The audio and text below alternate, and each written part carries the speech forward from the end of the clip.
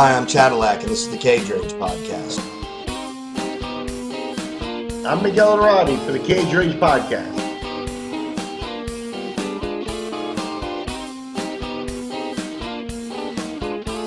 Hey, this is Chadillac, and you're here with the Cage Rage Podcast. We're on episode, I don't know what, 46, 47, 5? I don't know, somewhere around there. We're in the 40s, man, so we're doing something right. And people are watching us, and people send me mail and say, hey, we like this, and hey, your head's really big, and hey, why don't you cut your hair, and stuff like that.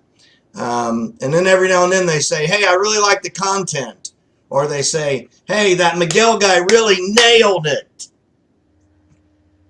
And then they talk about how fat I am in my hair. Yeah, I've gotten comments about drug use in Costa Rica and stuff like that as well. And I'm actually about 3 years clean, so I'm going to say ha-ha to everybody. Yeah, fuck all of you, because we happen to actually be clean. How do you like that? I don't want to reflect back too much on some of that stuff. But what we can do is we can dedicate this podcast to one of the true warriors of MMA and a party animal himself, and that's Tank Abbott. Yes! Let's talk Tank. You know, he popped up in the news. I saw recently that I didn't follow up on it, but that he had a liver transplant. So, and he's out, and he's had the liver transplant. He was talking about how he died a couple of times on the operating table, and how that was a much tougher fight than any of the other fights he'd been in. And those were the quotes that came out of the article and stuff.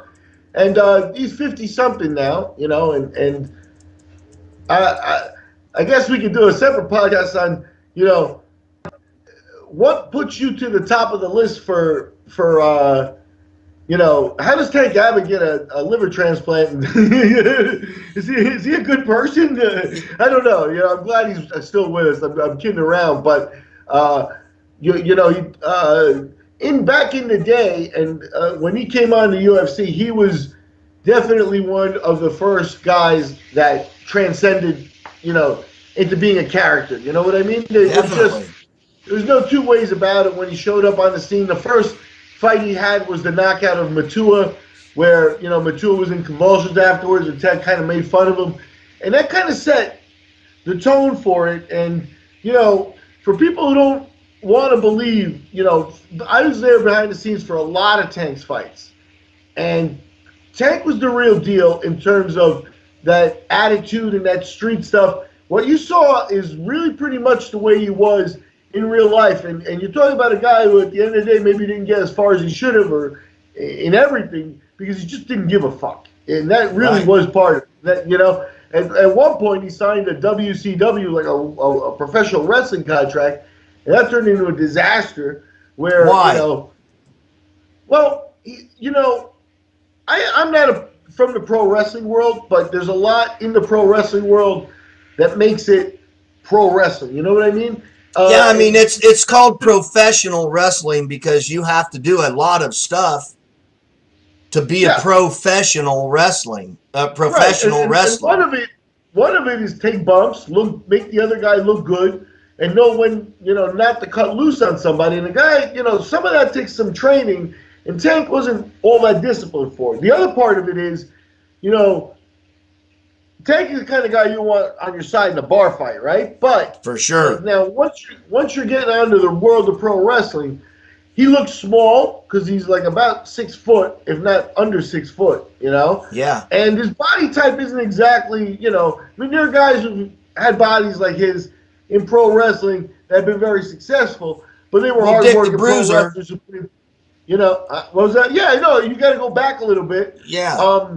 You know, Buzz Sawyer is a guy. Dusty Rhodes, guys like that. Well, you know, you're talking about like fatter dudes and stuff. Abbott didn't have the bodybuilder's build, and he looked small in pro wrestling. That's the bottom line. He looked small compared to the small pro wrestlers, and then like the bigger pro wrestlers, you couldn't even put him in there with. Tank Abbott, of all people, guess what? You're not going to believe this, folks, but Tank had some health problems. I know, it's crazy. He smoked and he drank, and he got in bar fights, and he's the guy who said, I really don't train at all, except when I go to the bar to find fights. Now, literally, when we were kids, when we were like in our 20s and even in our teens, and we would, had fake IDs and stuff, we would lie to get into to bars, and we would cheat our way into bars, and we were in there strictly to get into fights. I mean, we were dumbasses. Somebody could have got killed at any minute. In fact, my business partner from my sign company, his father died from a bar fight, from one punch bar fight. Bar fights are fucking stupid. Don't do it, because people die all the time. I digress. Tank trained for fighting in bar fights. That's how he got into the UFC. Somebody said, hey, there's this thing called the UFC, and you should probably try it. And he was like the local badass, and that's how he got in. And that's how I attracted a lot of my local guys in cage rage in the early days, was, found like, who's the tough guy in town? And I'd ask people, I'd go to bars and I'd say, who's the baddest guy in this bar? And they'd say, oh, that guy right there. And I'd go talk to him, and I'd say, you think you're tough, man? And like, sometimes it even took like going out in the parking lot and squaring off with the guy. And if he beat my ass, then I'd say, okay, yeah, man, let's go. And most of them didn't, to be honest, because I knew like just this much and they knew nothing. And a lot of them were just a lot of talk, and they wouldn't even square off. So you kind of got to measure a guy that way. Tank didn't do that. If Tank stepped out into the lot with you, you were going to get your fucking head kicked off, because that guy had 600-pound jackhammers. And when they said that, someone had actually measured along the way his punching power, and he had apparently had 600 pounds of pressure in his punch. So from that, we get a guy who carried 9mm everywhere he went, and he was super pro gun, Second Amendment, ultra radical, militia, all these different crazy things that you would expect a guy like that to kind of be, I guess. I don't know where he was at on stuff like race and those kind of barriers. I don't have any idea about any of that. I'm not saying he was anything. I'm saying I don't know. So I don't know how that crosses into that boundary where some of that other stuff goes. So I don't want to tag that. Maybe Miguel knows more about it. But what I do know is this. I know that we have a guy named Miguel Iturrate who knows an awful lot about Tank Abbott, because he's been there from the start, from UFC 3, was it, Miguel? When you saw Tank fight his first time? He worked with Tank. He was backstage with Tank. He did all kinds of stuff with Tank. And he's going to take us through Tank, because Tank just had a liver transplant, died 5 times. The man died 5 times on the table. He died 5 times on the table. Take it away, Miguel. Tell us what happened. Well, that's a lot. That's a setup. And, Tank Abbott's a guy that, to me, and I think to fans of the UFC and the early UFC and stuff, is a guy who certainly gets a chapter, right? He's a guy that absolutely has a place. I think you hit the nail. Here's the deal about Tank. I wasn't at his first fight. He fought Matua in one of the early UFCs. I don't know if it was 4 or 5. Maybe it was like 6 or 7 after like the appearance of Don Fry and stuff like that. I'd have to look at it, and I don't want to look at it now. I just want to go from the hip. You know what I mean? Yeah. We'll see how it turns out, and we can follow up and go into details. Tank, though, I think you mentioned it right on the head. I think the bottom line is the old UFC was really a very odd thing. It's very, very, very different than what we have now. You know what I mean? In the early UFCs, the real, like, kind of feared big dude kind of striker was Harold Howard. And at the end of the day, Harold Howard was a karate-type practitioner who came out trying to do, flip kicks and wore a wife beater in the ring and stuff, and really, was a tough dude that didn't have a lot of technique, just was cutting through. So when a guy like Tank, who probably had rudimentary boxing and could put together a combo with his power and stuff, and that's it, looks at a guy like that and probably said, this shit's embarrassing. You know what I mean? And Tank did come in as a brawler boxer. You had Paul Varlins there, but Varlins was, again, just like a giant guy, and Varlins kind of wanted to grapple with you and stuff, too, I think, you know? So he comes out, and bar fighting at that point, it does count as a martial art in my book, you know? When you're in the very starting point, if you're talking about a guy who has no fights and no experience, or a guy who's done bar fights, the guy who's done bar fights has some advantages with his experience. Way more. When it comes, you could tell Tank, when he walked into that fucking octagon, was not worried at all. He was not in the least bit concerned. Nope. You know, where all other guys had that tension when they walked in, and Tank was loose. And when in the first fight went his way in exactly the way he would have wanted it to go. So from there, it was like, shoot, you know, he was having fun. But he was, behind the scenes, absolutely he really drank. He was, you know, bombed at many UFCs. There's always the stories about how he beat up Pat Smith in an elevator in Denver. I have friends who were at that. I wasn't at that. I was at the fight where he fought Vitor Belfort, and after in the after-fight party, he did get into a fight again with Waleed Ismail and Carlos Barreto, who were in Belfort's entourage. Mark Coleman was there, kind of drunk, and and as the world champion, it's, again, very different than the modern UFC. He was just a real newly crowned champion. Coleman was the hottest thing going, and he was there just as a guest. He was there alone. They had flown him in alone. He couldn't even bring a friend, or didn't have a budget for another guy or somebody to bring him and take care of him. And, you know, not that Mark needed taking care of, but Mark liked to party. And, you know, oh yeah, it's better to party when somebody's watching your back. Mark was drunk at that after-fight party. Oh, yes. You know, there was some stuff there that was interesting. You mentioned race and all that stuff. I'll give you one other insight on Tank is Tank has jail in his background, you know, and that showed in a couple of things. I think jail in California, being a white guy like David is, implicates that he's going to have some type of biases and stuff. Was he AB, as in AB for those who aren't prison slang, whatever. Hey, I watch TV.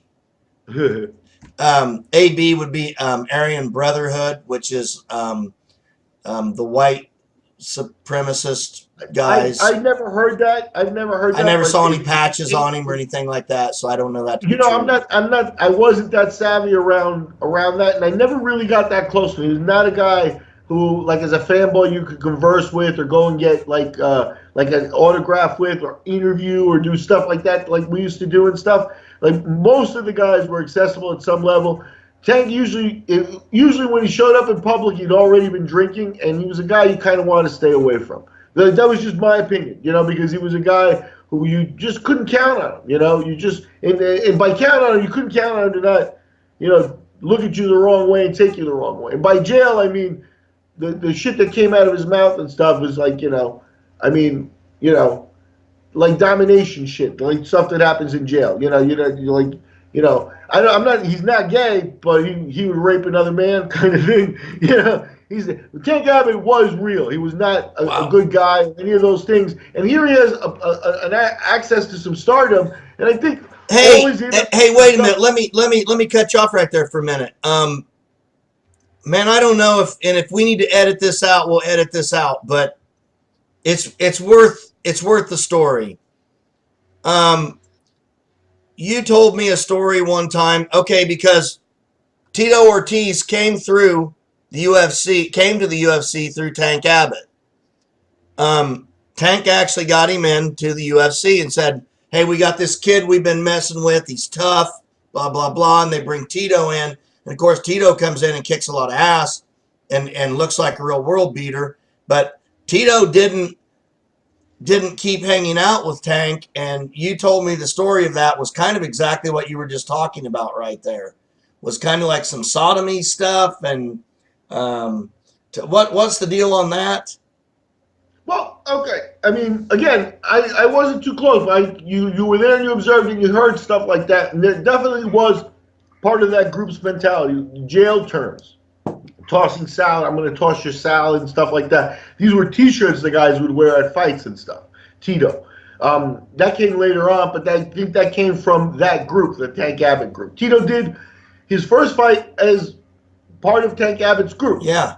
It was him, Eddie Ruiz, Carl Herrera, I think his name is, the other wrestler and stuff. Yeah. That was Tank's group. They all got, at one point, a fight in the UFC. Tito obviously was the most marketable and bigger size-wise of the bunch. At the time, the UFC was not a weight class organization, We saw Carl Herrera. The other wrestler is the guy that Goodridge, hit with about 18 elbows in like 4 seconds and destroyed. Yeah. So that was brutal. We never saw him again. And Eddie Ruiz was kind of a hard. But they were street dudes. I know them from. They went to Abu Dhabi for one of the early tournaments, and I got to spend a lot of time with them. And they were also very much confirmed that those guys were very real, very street guys, very much. Eddie Ruiz and Carl Herrera drank 70 beers at the hotel and charged them to Hayato Sakurai's room. Yeah.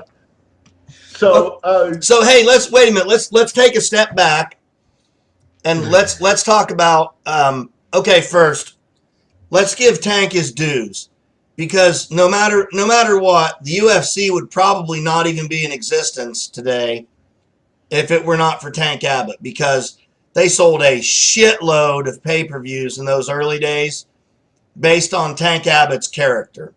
And whether it was real or whether it was a character wouldn't have mattered to all of those people as long as he did that character. Now, the fact that it was real adds quite a bite to it. But the fact is that he was a character that was really needed, because they had the little guy who didn't really speak English very well, which was Hoyce. They had the Cowboy and Don Fry. They had King of the Streets with the foot stomping and all of that stuff, and he was this giant of a man, and everyone, no one really even realized he was Brazilian. They thought he was Italian or something, and man, he was so badass. Like, he was my favorite. Then you had guys like Paul Varlins, and the polar bear and that kind of stuff. So you have all these you have this group of characters that come in, and then you have, I don't even remember his name now, the guy that Tank knocked out the first one. You said it earlier. John Matua. Patua, yeah. And, Patua goes in there, he's got this great big gut. He's wearing these blue shorts or whatever. And he comes across and he looks like he's really got some real established punching. And I think he was the one that said, anyone who knows anything knows that a punch starts in the heel. And if you don't understand that power from the punch starts in the heel, then you don't know anything about fighting. And then from that, he goes out there and Tank hits him, and Jesus Christ. I mean, yeah, it was heels up. We saw his heels very intimately as he raised them for him. I mean, the guy's, and then Tank did this. Tank went, and he kind of walked away laughing.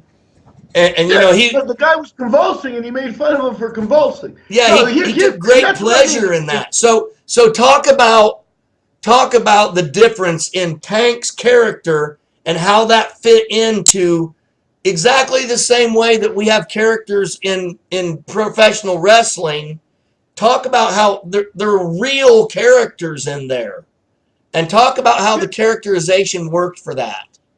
You wanted me to say, I mean, the bottom line is Tank had it, and there was a moment where, and by it I mean the fact is he could fight a little bit. He did some exciting things. His punching power was there. I think you could probably find 5 or 10 bar fighters who could fight like him, in the world, maybe, maybe more, because he's just a tough mother. But what he also had was the gift of talking, because for UFC, he was smart, and he realized exactly that I don't want to say he was in over his head, but he wasn't where he expected to be when he became a star. He didn't. This was not a guy who expected to be able to walk down the street and have people recognize him and be comfortable talking to be comfortable talking to dudes and kids and guys who just guys.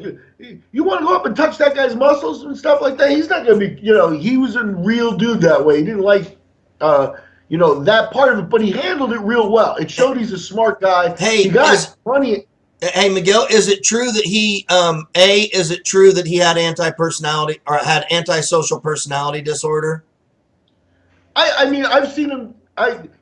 For example, after he fought Vitor Belfort, the fight didn't go his way. It's an epic finish where Belfort's just punching him in the back of the head and he's lying down, covering up this way, But if you look at his immediate reaction afterwards, he's getting hit. They stop Belfort. Belfort's cheering, and Tank goes, he's not hurt. He was just lost the fight. He's pissed. Next time you see him, about 45 minutes, an hour after the show, he's drunk as shit already.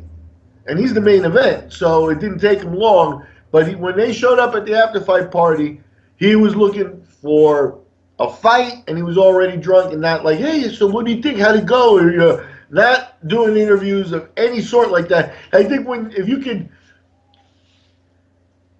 it's different if he had showed up, gotten paid, and was drinking there and got drunk or whatever. No. He didn't even show up until he was drunk. So you can assume things like that. I don't know anything about diagnosing him or anything like that, but I can tell you the way he was behaving back then shows signs of what you're talking about. You know what I mean? Well, I had read somewhere early on, back when there was NHB magazine or MMA Fighter magazine or Fighter, whatever that. There were a couple of those magazines that were pretty slick that came out back when there was still print. Right before the transition, and one of them did a big article on Tank, and I read it, and then the other one had the article at the same time. What he did was he said, "Look, I'll give both of you the same article. You do whatever you want with it, pay me, and be done." And one of them had him holding 9mm, I think, to his head, maybe, or maybe like that. I forget, something like that. But if you're watching this right now, there's going to be a bunch of people, keyboard warrior and me, telling me exactly why I'm wrong. But the point is that I thought he said probably when he was incarcerated at some point, it would have had to have been that he was diagnosed with antisocial personality disorder. I also have heard this about him, and I don't know if this is true, and you might know. Does he have a master's degree in psychology?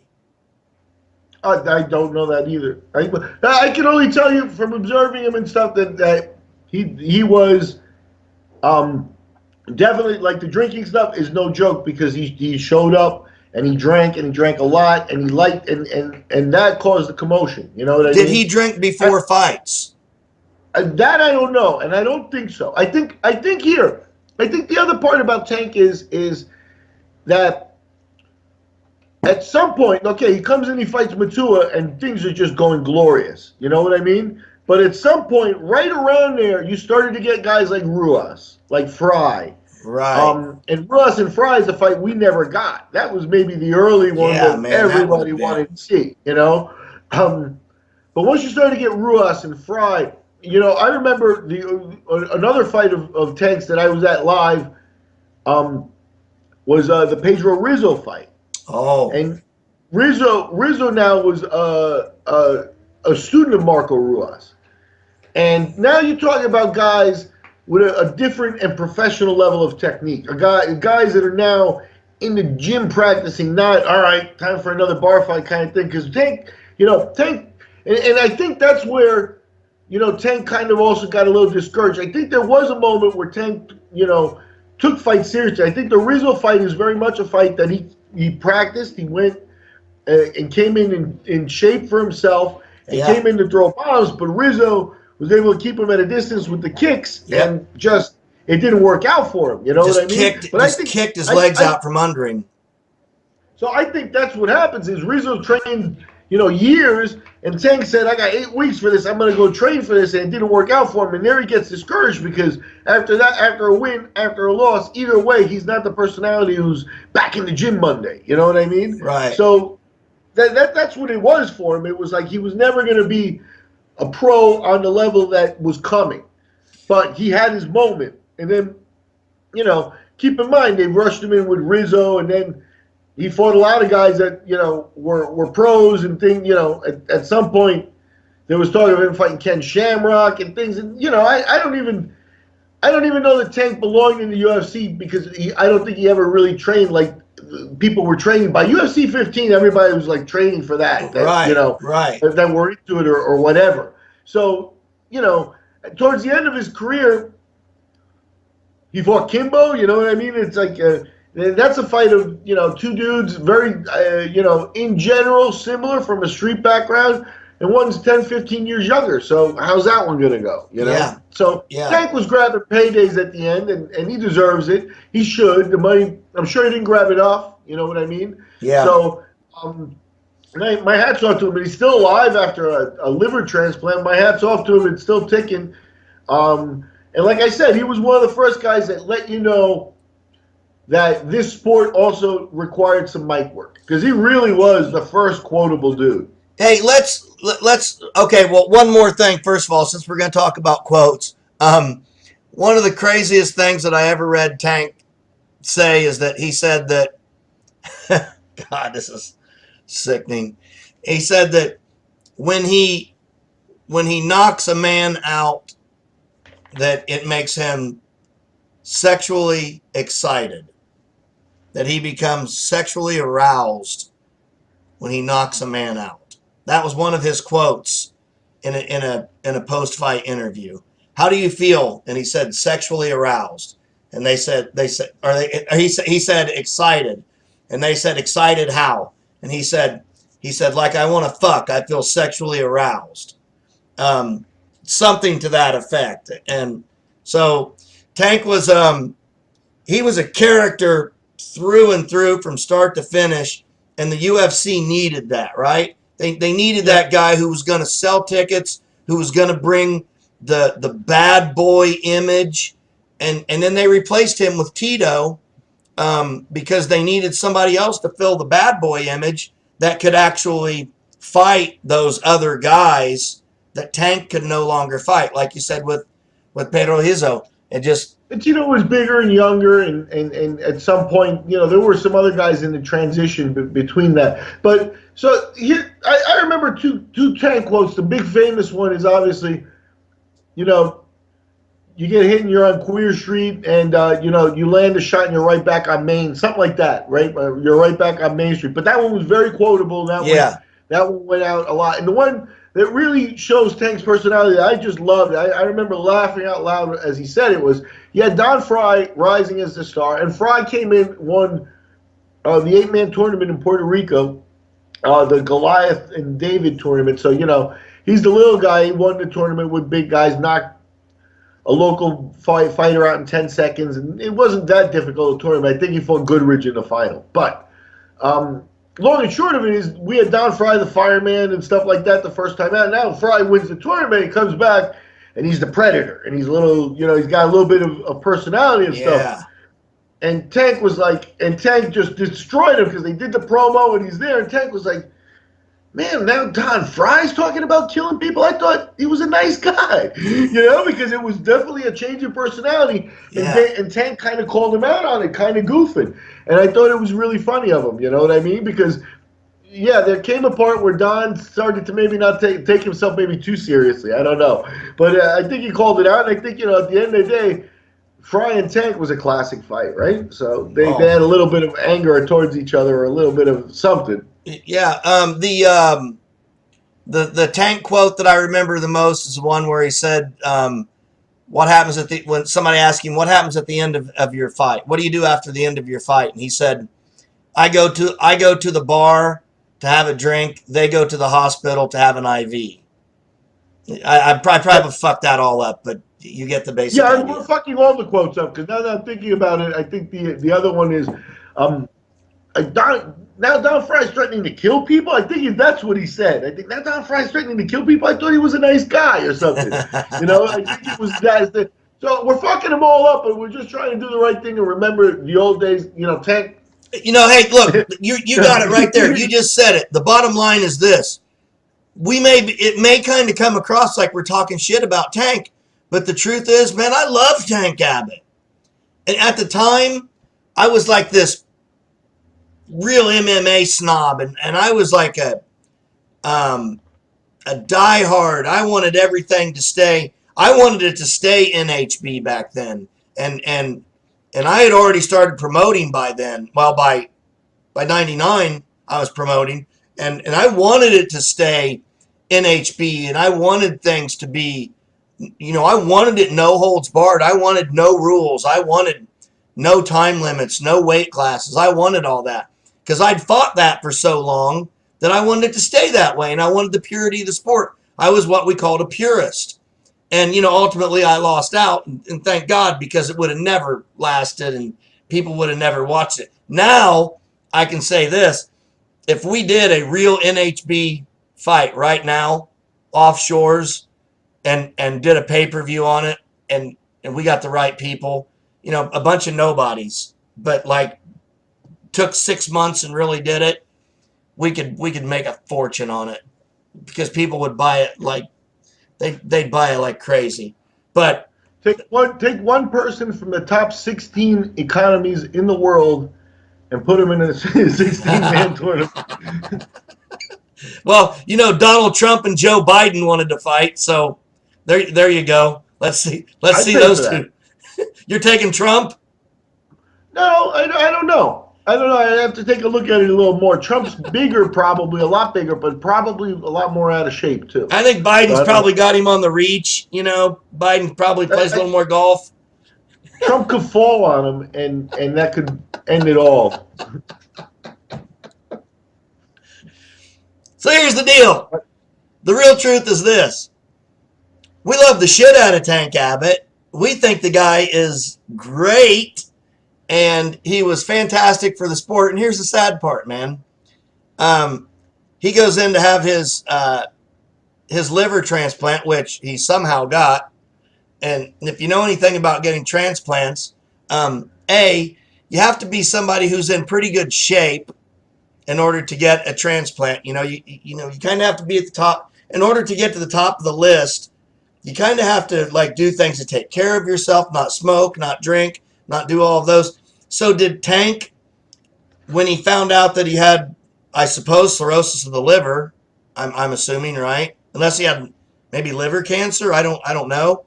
But if he had cancer of the liver, then you're almost guaranteed to not have a liver transplant, if my understanding is correct, which I don't know shit, so maybe I don't know. But what I am saying is this.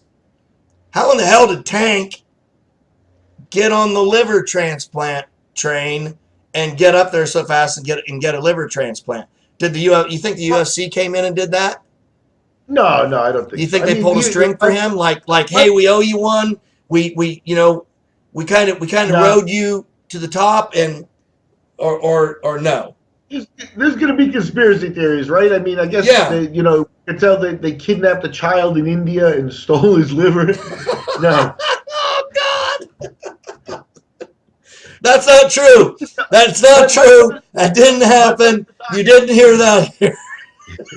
My brother's a doctor, and he said to me, he said the exact same thing you did. He said, "Wow, Tank had to clean up because you don't rise to the top of that list." But he said he's actually been in meetings where they're down to the last couple of people and who this liver is going to go to, kind of thing. Yeah. And thankfully in the States there's a scientific process behind it, so you assume everything's all right. And the Tank, he says he died 5 times on the operating table, so it had to be a stressful thing.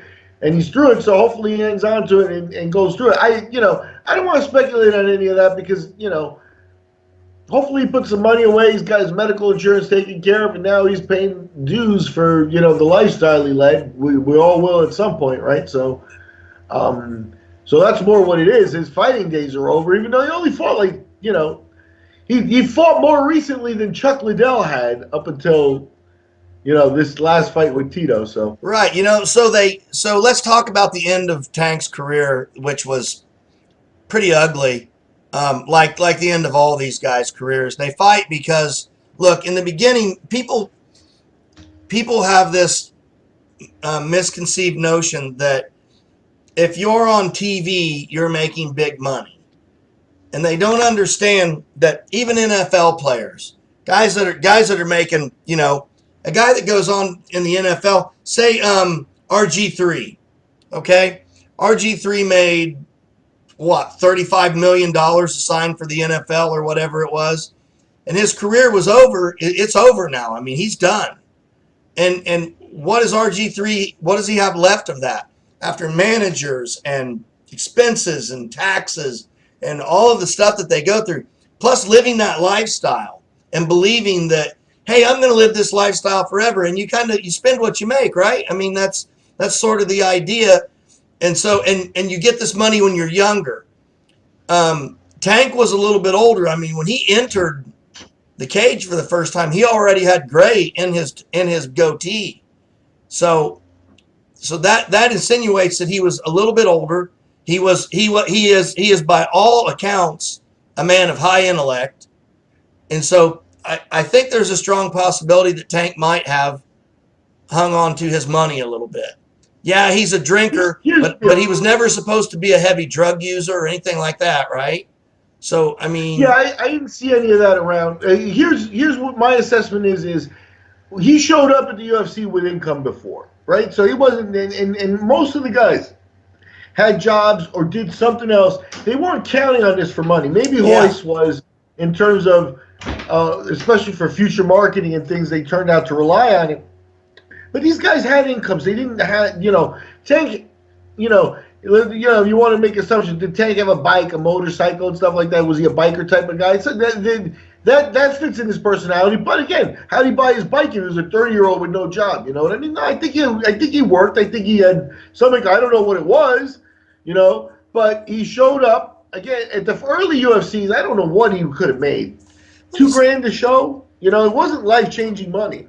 Man, so for $2,000, you advance to a tournament, maybe you go home with $30,000. Now, if you're a blue-collar dude, $30,000 is nice money. You can get yourself a car. You can pay off part of your house, or you could, party for a few months and live big. You can do whatever you want, with that. That's nice money. But $30,000 evaporates super fast. That goes away. It's gone. So by the end of his career, I think Tank thought early on that if he dedicated himself a little bit and he tried, I think around the Rizzo fight, and I think you could catch him showing up seriously into trying to win a couple of these fights, and they didn't go his way. And then once that started to happen, he realized that there was a level above him. He still kept getting fight offers. Then I don't think you were getting the same Tank. I don't think you were getting a Tank who goes, all right, I got to fight. Let's do the 8-week camp. At some point, the 8-week camps became 2 weeks of running, and that's it. Show up for the fight, get your payday, and leave. You know what I mean? So Tank, I think, banking that type of payday, hopefully he put some money away and enjoyed it and did whatever he is and stuff. But I don't think there was big money involved or at any point. And I don't think he was there as anything but an afterthought when the big money was there. Even the Kimbo fight, at some point, $50K he shows up. Right. Hey, so check this out. Here's what they've got on Wikipedia, which Wiki, you can't take it for anything, but here's what they've got for his background. Tank was born in Huntington Beach. Tank began practicing amateur wrestling when he was 9. He continued through high school, played football. He continued wrestling in college, where he was an All-American. He attended Cal State, Long Beach, graduated with a degree in history. During his time, he trained some boxing. And then, however, Tank was mainly known as a street fighter who rarely lost.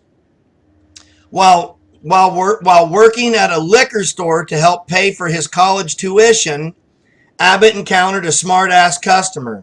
Abbott beat the customer severely, and the customer, who turned out to be a son of a detective, pressed charges for assault. Abbott was sentenced to 6 months in jail The judge saying, Mr. Abbott, you are a maniac. I'm surprised you haven't killed somebody yet. There's the beginning of Tank Abbott's career. So there you go.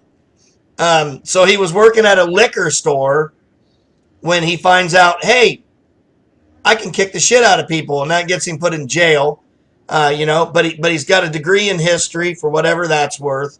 And my understanding was that he actually went on and got his master's.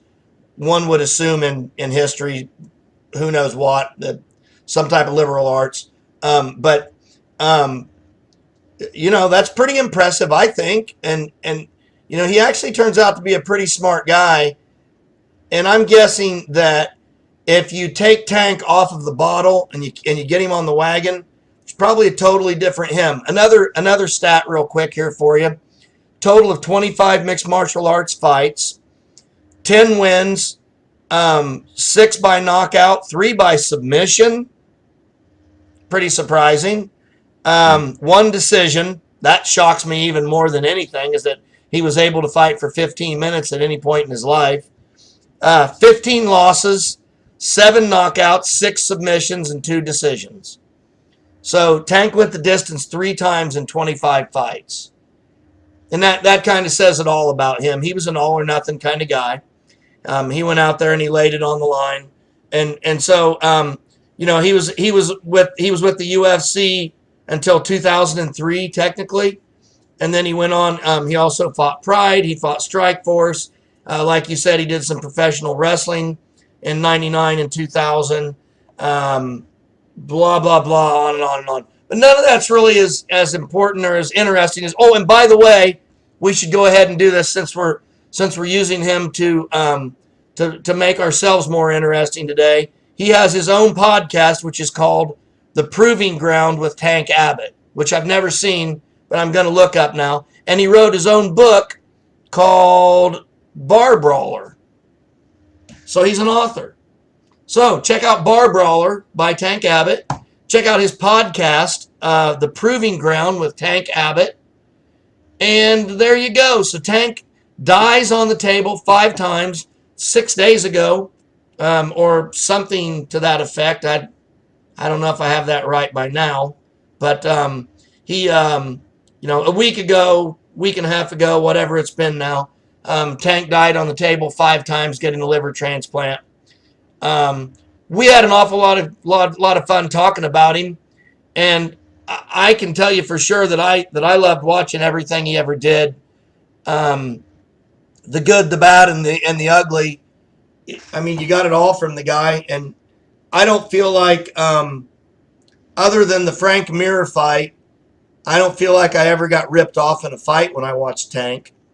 The Frank Mir fight was just the dumbest thing the UFC could have ever done, but that was like the UFC in that period. They made one colossal stupid move after another. I couldn't understand why they were doing all of that. But to put Frank with Tank, just maybe that was it. Frank and Tank. I don't know. Somebody liked that, or if they just wanted to get Frank beat up real quick. But remember Frank Mir went, no marks on my face. Tank was like, fuck you. Yeah, you locked me in a foot lock, you pussy. You stand up and fucking fight with me, And that was sort of his thing, was that he wanted you to Tank. His attitude was, let's fucking stand up and fucking fight, man. Throw punches at each other, get in the circle, stand toe to toe, stand in a phone booth, and fucking fight. And man, if there's one bitch that I have about fighting today, it's when I see 2 guys go out there and spar for 25 minutes in a championship fight. I'm like, man, this is a championship fight. You should be throwing it all on the line and making this the most entertaining thing we've ever seen, because we just paid $70 to see this. And you're out there sparring so that you can make sure you win. That's why people don't watch Tyrone Woodley.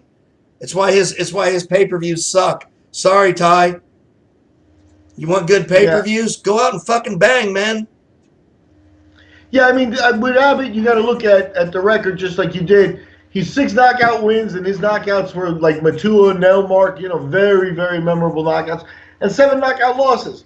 So he came out swinging one way or another, and I mean, knocked out twice, 3 times. Tank didn't care. He came out with the same type of attitude. He liked to fight. I think that's the other part of it is once you get down to the real bare essence of man versus man, he liked to fight. I think he'd rather fight in an alley or a bar than the octagon, because in the octagon there's people and the restrictions and stuff, but he could bring himself to do it. He liked it.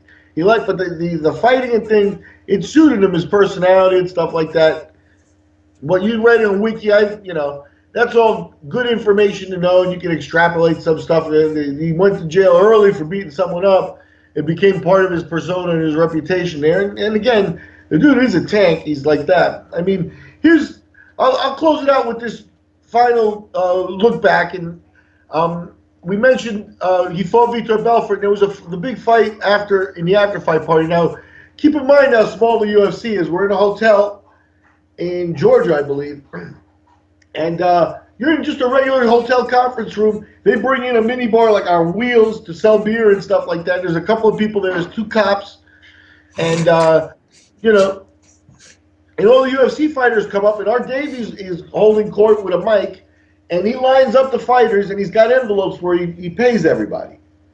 So, like, the fighters are there. Tank shows up late and drunk. And, they grab there. And he's got Tito with him. And Tito very visibly does not get an envelope. And there was the whole story about him being an amateur and not fighting for money and stuff because of his college and stuff. And then after that, he disappeared. But he was part of Tank's entourage. So from there, the place breaks up, and people are there now. Vitor had Walid Ismail and Carlos Pareto with him, and Tank had his instigators were Herrera and Ruiz. Those guys were also drinking and drunk. And when they showed up, very noticeably, Tito was absent here. But it was Herrera and Ruiz that walked into the room and started to fight. And what happened was Ismail and Barreto, who's a giant dude, came over, and they exchanged punches and stuff, and chairs were thrown, and there was a big commotion. Then they sort of backed off. But Ismail and Ruiz definitely hit each other and stuff. Then Tank walks in, and, there's the commotion. Tank expected, I think, as Americans, as white guys, Tank very much expected to have Mark Coleman on his side. He's like, Coleman, are you with me, kind of thing. And Coleman was with nobody. You know what I mean? Coleman didn't want and Coleman didn't back Tank up in the fight. It would have been Coleman and Tank versus Barreto, Belfort, and it would have been a mess. But Coleman didn't really side with Tank. I don't know if he didn't side. Coleman was also drunk. I don't know if he didn't side with Tank just because of his own ego or whatever, but he walked into the middle of that pack of guys, threw a couple of chairs, and it was Coleman who sat in the middle and said, I'll fight any one of you guys. And at that point, it was Carlson Gracie Sr. who fucking calmed shit down. And wow. Yeah, and that's kind of what happened. And Tank kind of, with Coleman and stuff, it didn't go down the way he thought it was going to go down. He thought he had Coleman at his back, and Coleman was not going to didn't back him. I don't know if it was deliberate or if it was just because he was out of control. But that's why that didn't escalate. It was Carlson Gracie basically said, he's the champ. Coleman's the champ. Let's respect the champ. Let's respect the champ. And that calmed Ishmael down. Ishmael was the guy they had to calm down. Belfort was cool, and Barreto was the big guy who was going to be there to back his guys up. You know what I mean? But Ishmael was the guy they had to calm down. And that's how Gracie did it. Was like that. And Tank, the big fight there, and everybody says Tank. In my recollection, I know there's a video of it, like a deep dark video of the fight. But Tank wasn't really he was the instigator, but there weren't a ton of punches thrown by Tank or anything like that. They were coming after him, and then it kind of got broken up. And Coleman was in the middle of it. So Coleman just steps in, throws a couple chairs, and goes, I'll fight any one of you motherfuckers. Yeah. And everybody just went, with his arms like this. I can see Mark, and man, if you knew Mark back then, he's really shrunk down now. He's about your size now, you know.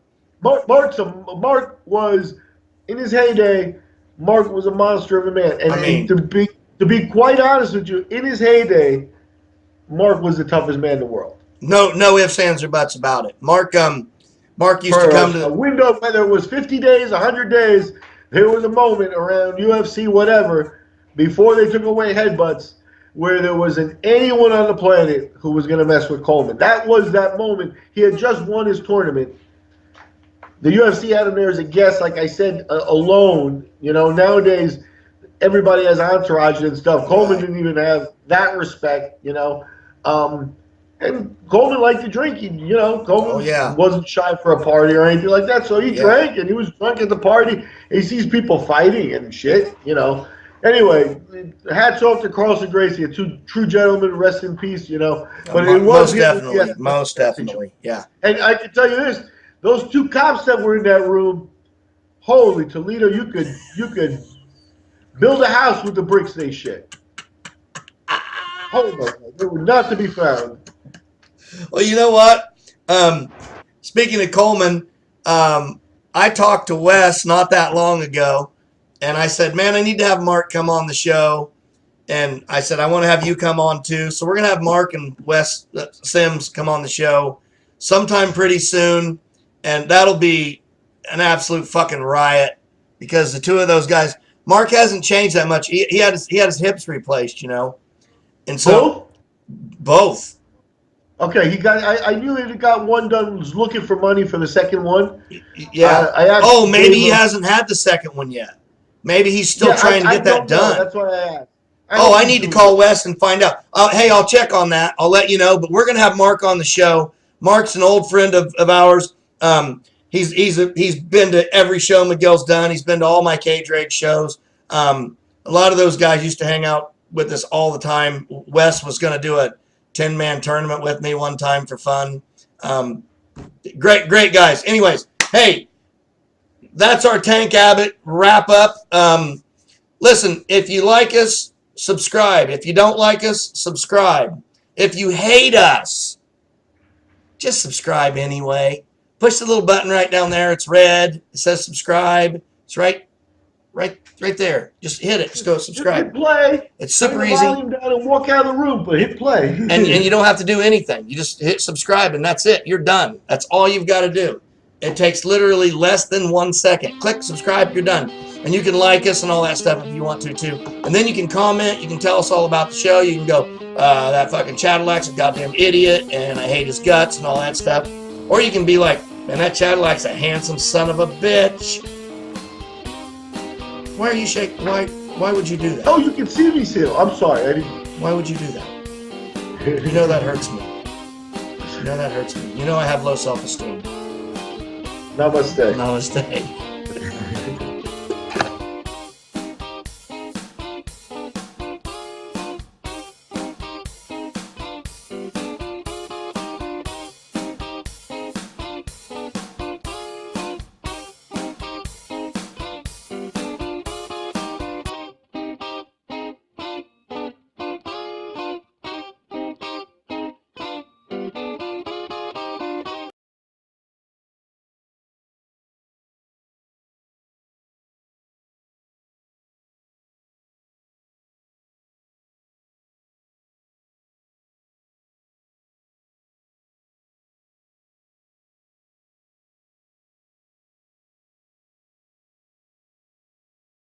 Hey, Fuzzy, you look like a boy.